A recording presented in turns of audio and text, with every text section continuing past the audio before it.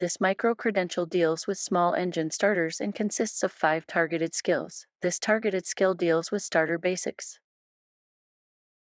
Starters are an important part of any small engine. An engine needs to go from standing still to a running machine capable of doing work. An engine is spun through the strokes of a cycle, which are intake, compression, expansion, sometimes referred to as power, and exhaust, until it begins to run. Once running, the starter disengages and is not needed until it's time to restart the engine. The first type of starter is the manual starter. It has a cord that an operator pulls out to spin the engine, giving it some initial momentum. Once started, a spring recoils the rope back into a housing.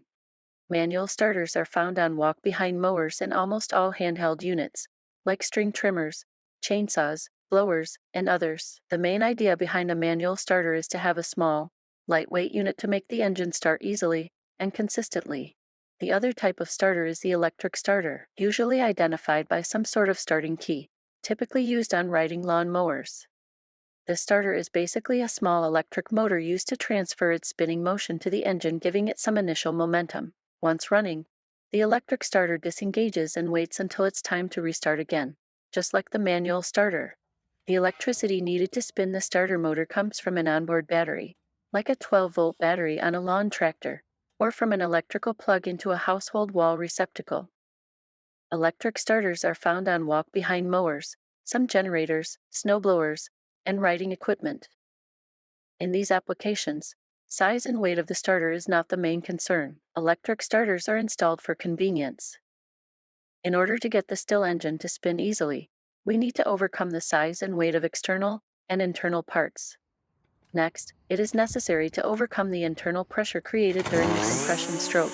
If you manually pull an engine over slowly, you can feel how it pulls easily in some places and resists spinning at other times. This feeling is the compression portion of a cycle in that moment of resistance. So, engineers create different ways to purposely vent compression to help the engine spin easily. Once the engine starts, the compression release is turned off so compression is not lost and good power results. All starters, manual or electric, engage with the flywheel to get the engine to spin. Once the engine runs, the flywheel will be spinning rapidly.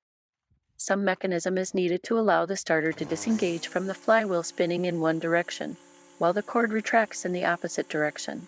Otherwise, the starter could be damaged.